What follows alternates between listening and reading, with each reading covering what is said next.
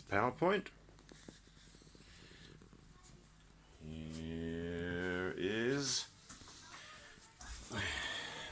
the power line I'm using for the demo, and there is a bed lamp to demonstrate that we have power. All good. This is the freezer power cord, as you will see, coming in the back of the freezer there.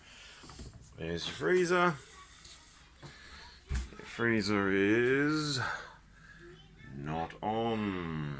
Understandably, we'll come back to the PowerPoint. We will unplug the bed lamp. We will plug the freezer in.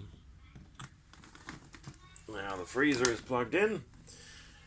Here we go. There you go, that's the freezer. Coming out again and around to the front.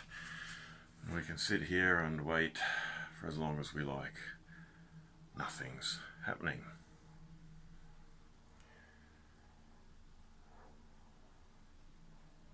Could get boring after a while.